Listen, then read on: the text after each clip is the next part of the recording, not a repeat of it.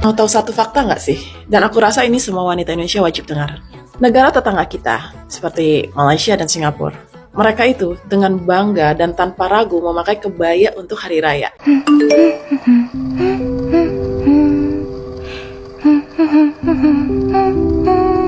Ada negara lain yang ngeklaim kebaya milik mereka.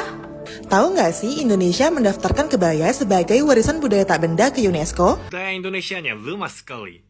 Di Malaysia, pakaian kebaya itu sangat dibanggakan dan sangat-sangat dihargai. Tetapi kalau di negara kita, ketika ada orang jualan kebaya, komentar netizen itu sangat-sangat bikin itu ya, tidak enak perkataannya. Sedangkan negara tetangga seperti Malaysia, Singapura, Brunei, mereka itu sangat menghargai kebaya sebagai pakaian budaya tradisional. Dan anehnya sedikit-sedikit kalau ada kesamaan budaya dan juga pakaian di negara tetangga, netizen itu marah-marah sedikit-sedikit, wah ini klaim gitu.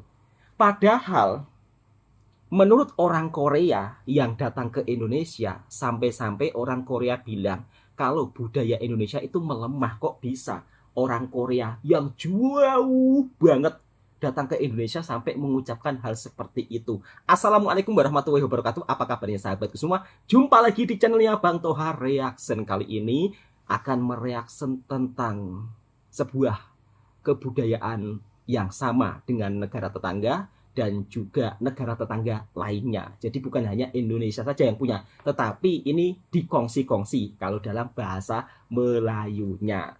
Oke, teman-teman. Di sini saya ingin mereaction orang Korea dulu ya, yang mengatakan budaya Indonesia lemah. Dan kemudian netizen Indonesia juga bersuara soal terkait pakaian adat di Malaysia ada kesamaan dengan di Indonesia. Kenapa kok tiba-tiba netizen bilang mengeklaim ini perlu diluruskan supaya tidak timbul salah paham. Kita reaction videonya bersama-sama. Budaya Indonesianya lemah sekali. Kenapa konten kreator luar negeri datang di Indonesia dan kaget-kaget terus dan omong aku cinta Indonesia di Indonesia ya? Mereka pikir kalian bodoh. Mereka cuma menjelat orang Indonesia dan dapat uang gampang sekali. Emang omongan gua ngeselin. Tapi kalian bisa coba pikir. Tahun 2000, Korea juga seperti itu. Orang luar negeri datang di Korea dan omong I love Korea dan dapat uang gampang sekali. Kenapa? Waktu itu budaya Koreanya lemah sekali. Waktu itu gak ada K-pop, gak ada K-drama. Seperti hari ini ya. Waktu itu banyak orang Korea mau berbangga soal negara sendiri dari orang luar negeri. Tapi sekarang gimana? K-pop dan K-drama udah lama di dunia ini. Orang luar negeri yang ngomong I love Korea udah banyak sekali. Dan itu beneran dari dalam hati mereka. Bukan untuk jadi terkenal atau untuk uang. Jadi ayo back to Indonesia ya. Orang Indonesia pun juga lebih suka budaya orang luar negeri. Bukan cuma Korea, Jepang, Cina, Barat. Tapi orang luar negeri datang di Indonesia dan tiba-tiba jatuh cinta dengan Indonesia. Kalian beneran percaya itu? Gua yakin mereka cinta negara manapun kalau bisa dapat uang. Tahu alasannya? Memang manusia gak percaya fakta. Manusia percaya yang mereka mau. Ya memang faktanya pahit, bohongnya manis. Tapi aku gak akan berhenti omong fakta. Karena aku tinggal di Indonesia sampai mati. Dan aku beneran mau Indonesia lebih maju. Aku pernah main semua permainan ini dulu. Negeri Upin Ipin lagi-lagi mau klaim budaya. Jangan ya dek ya. Apa kabar klaim Minangkabau milik Negeri Sembilan? Menarik. Coba pikir bagaimana bisa sejarah bicara lain. You know, Minangkabau milik Indonesia. Sudah jelas dan batik. UNESCO juga sudah mengakui mulai tahun 2009. Mungkin yang klaim juga lupa. Batik itu berasal dari bahasa Jawa, bukan dari negeri sana. Kebudayaan kita ini memang sedikit banyak miripnya. Klaim sembarangan, kami mau dibodohi apa? Kato Tsuyoshi, peneliti Jepang tahun 70-an, menjelaskan orang-orang yang datang ke Negeri Sembilan, ya asli dari Sumatera Barat. Jadi sudah jelaskan Pak Ci, Bu Ci, kebudayaan itu milik siapa. Tapi ya sudahlah, kami maklumi itu. Ini mungkin salah kami juga. terlalu sibuk sendiri sampai lupa melestarikan budaya.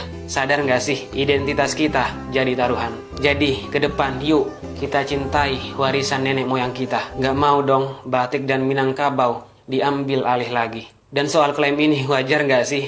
Tergantung mau jadi bangsa yang diam-diam dicuri atau berdiri mempertahankan. Tapi ingat, damai itu indah katanya. Jangan sampai klaim budaya menjadi alasan merusak persaudaraan kita. Bukan begitu, Yura? Kata kita, kekuatan kita. Ada di banyak tempat. Dia bukan saja di Indonesia, Malaysia, dekat India, Sri Lanka. Ini orang dulu-dulu buat kain sebab tak ada mesin. I study batik. I explore different type of batik, and then I noticed that it's actually split to two already. One is made by hand. One is like this. This means that it's the popular pattern. This is what they call batik instead of the method. Do that make sense? Yeah. Batik Malaysia and Indonesia mix of the pattern, but it is made in Malaysia. Means that the textile is printed in Malaysia. Children mostly you can see that the band shirt where we have the pucuk rabang, but that's also influenced by Indonesia. This is also influenced by Indonesia. Jadi di Malaysia ada batik tersendiri ya. Beda dengan di Indonesia, perlu paham. They modernize it. Indonesian one is very peculiar lah. We cannot beat that. Yeah, Indonesian a bit confusing a bit because we are very new. But then we think, yeah, kita serumpun. You know what? People start migrating and everything, but we are within the region. Orang Korea saja bercakap sefakta itu.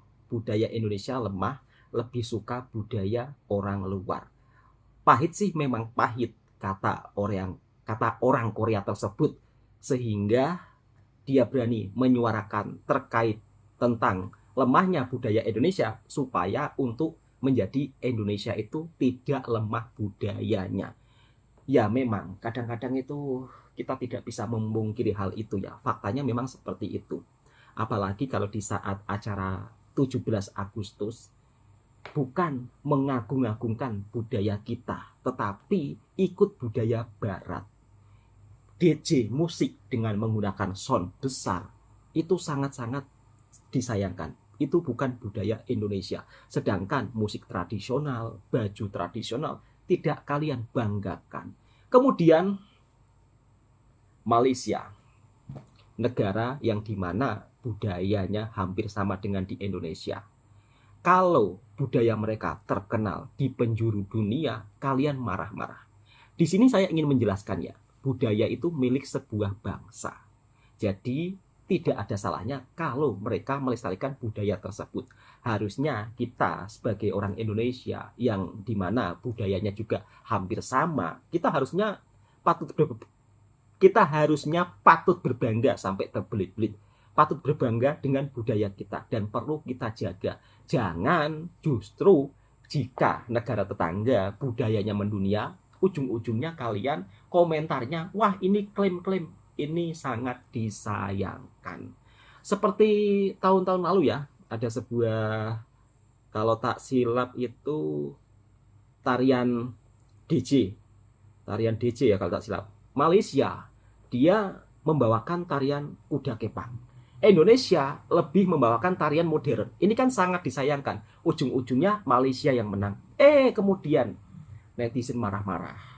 Wah, klaim. Kok Malaysia punya tarian kuda kepang? Padahal Malaysia itu juga ada warga yang berketurunan Jawa. Ya tak salah kalau mereka melestarikan budaya mereka. Jadi dari hal ini kita bisa simpulkan, mari kita mengagungkan budaya kita supaya mendunia.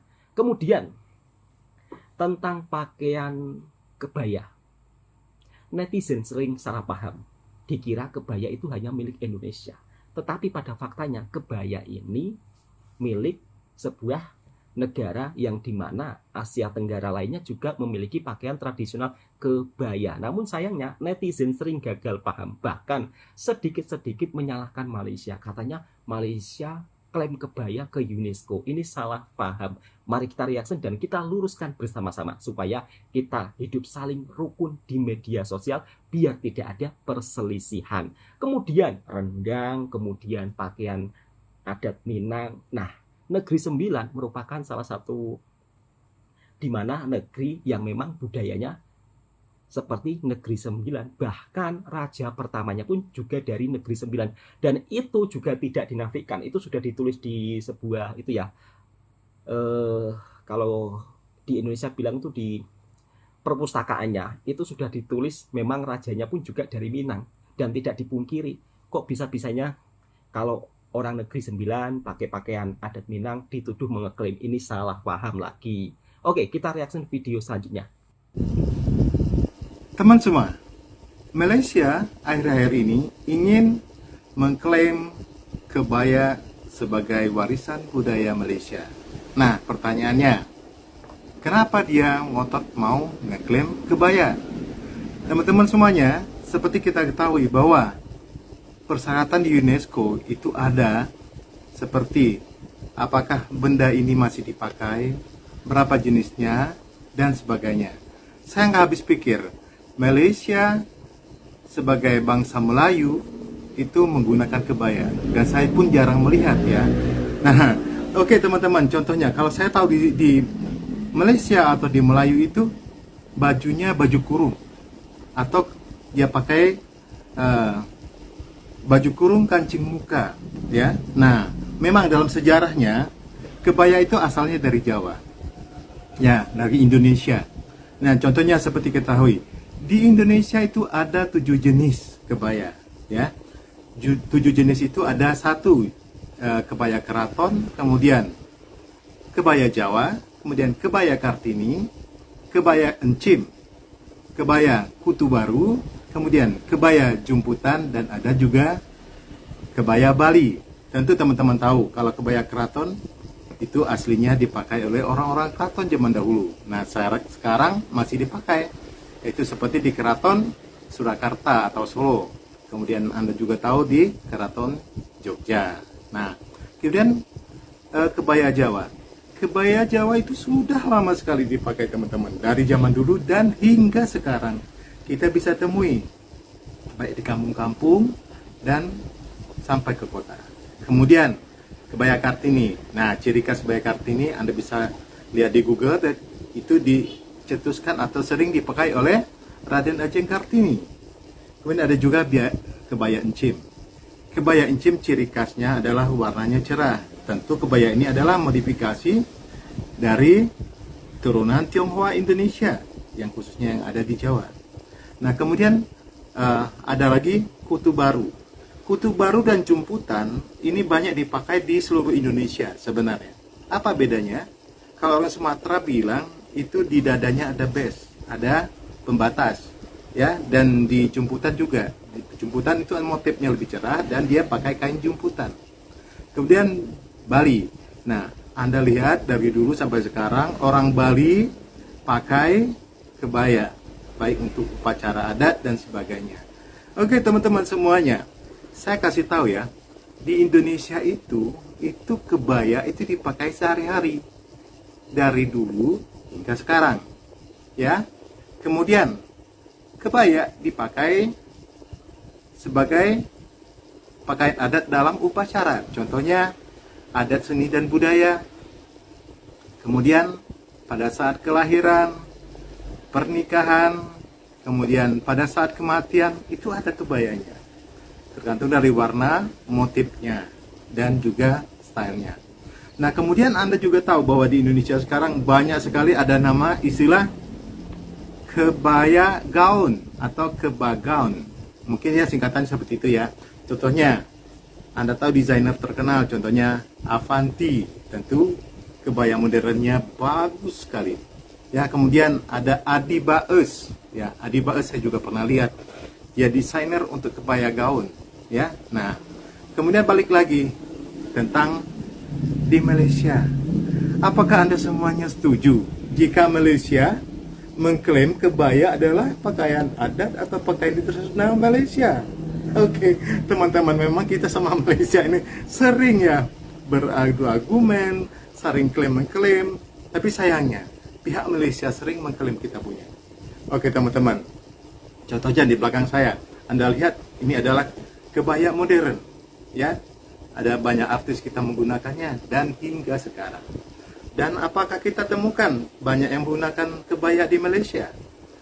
hingga sekarang? Tentu tidak, ya. Saya kalau ke Malaysia atau kemana, saya jarang sekali menemukan orang Malaysia menggunakan kebaya, teman-teman. Oke? Nah, dan di Indonesia sampai sekarang pun, apalagi di era pertama kita merdeka, di era Soekarno, Presiden Soeharto, hingga sampai sekarang, dan era 70-an, 80-an, hampir semua perempuan Indonesia itu menggunakan kebaya. Nah, oke teman-teman, tolong kasih komentar Anda di bawah. Silakan Anda komen dengan tindakan ini. Apakah Anda setuju dengan sikap Malaysia untuk mengklaim kebaya adalah pakaian Melayu Malaysia atau tidak? Oke teman-teman semuanya, saya tunggu kabar dari Anda. Ada negara lain yang ngeklaim kebaya milik mereka. Tahu nggak sih Indonesia mendaftarkan kebaya sebagai warisan budaya tak benda ke UNESCO? Namun selain Indonesia, Malaysia, Singapura, Thailand dan juga Brunei Darussalam ikut mendaftar juga ke UNESCO melalui joint nomination. Berbagai jenis kebaya akan diajukan dalam UNESCO. Mulai dari kebaya labu dari Sumatera, kebaya kutu baru dari Jawa, kebaya noni dari Sulawesi Utara, kebaya nona dari wilayah timur dan juga dari Papua, hingga kebaya kerancang. Sebelumnya, Indonesia pernah mengajukan kebaya melalui jalur single nomination tanpa melibatkan negara-negara lain. Namun, materi yang diajukan dinilai tak lengkap, sehingga melalui jalur joint nomination diharapkan dapat lebih cepat dalam hal pengurusan dan penetapan oleh UNESCO. Dengan diajukannya kebaya ke UNESCO lewat jalur joint nomination, kebaya tidak bisa diklaim utuh oleh Indonesia. Namun, nantinya Indonesia terdaftar sebagai negara yang melestarikan kebaya dan juga penggunaan kebaya. Aduh, gimana nih guys? Semoga kelak kebaya bisa terdaftar di UNESCO sebagai warisan budaya tak benda milik Indonesia ya guys. Ayo dukung kebaya Indonesia ke UNESCO. Gimana nih pendapat kalian? Komen di bawah ya.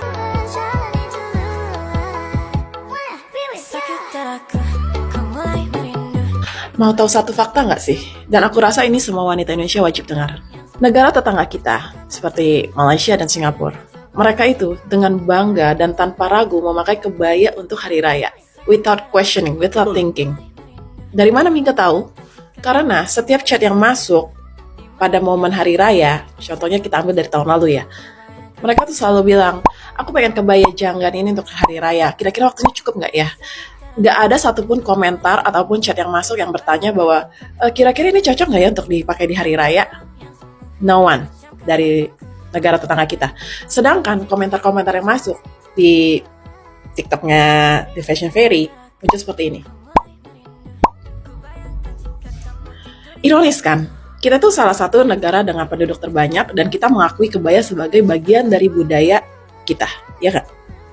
Tapi generasi sekarang merasa too much, merasa overdress kalau pakai kebaya. How come? Kalau bukan kita yang membiasakan untuk memakai kebaya di setiap kesempatan, lama-lama kebaya akan pudar dari keseharian kita. Semakin aneh, semakin awkward, semakin too much untuk dipakai di keseharian. Padahal dulunya kebaya adalah busana sehari-hari, ya nggak sih? Kadang-kadang kan kita selalu scroll kak komen gitu kan. Kita selalu tanya tuh, abang orang Malaysia ke bang? Nah, selalu begitu. Padahal kita bukan orang Malaysia kan. Betul, begitu. sangat sama. Ada pengalaman begitu. Ada ya? pengalaman. Jadi kira-kira ada pantun tak tentang itu tuh kira-kira? Kalau untuk pantun, Macam mana bunyinya ada. Sungguh indah rumah berpagar, sudahlah indah letak di kota. Saya ni sering baca komentar, kenapa kita ni dicakap bahasa sama dengan Malaysia? Oh, kenapa kita bahasa sama dengan Malaysia? Kenapa? Ya, kadang Upin Ipin lah disebut dicakap, macam-macam. macam Upin Ipin lah. Betul-betul. Jadi kenapa begitu?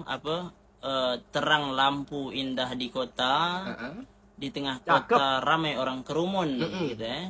Kenapa kita dicakap sama dengan orang Malaysia? Sebab kita ni memang serumpun. Begitu serumpun. Jadi kita dulu pernah di bawah Kesultanan Johor, Pahang, Riau, Lingga gitu pernah. Jadi mungkin datuk noyang gitu tuh pernah saudara adik-beradik cuma terpisah gitu.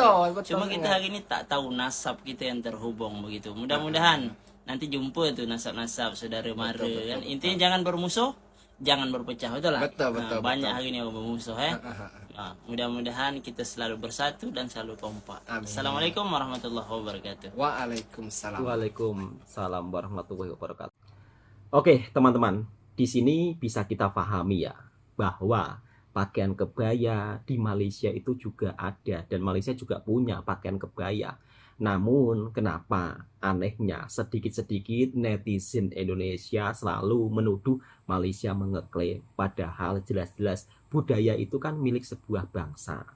Di sini kalau mungkin penonton saya sebagian ada yang dari Indonesia yang tak paham tentang bangsa itu, kalau di dalam bahasa Melayu Malaysia itu ya sebutan sebuah kaum ya, kalau tak silap lah.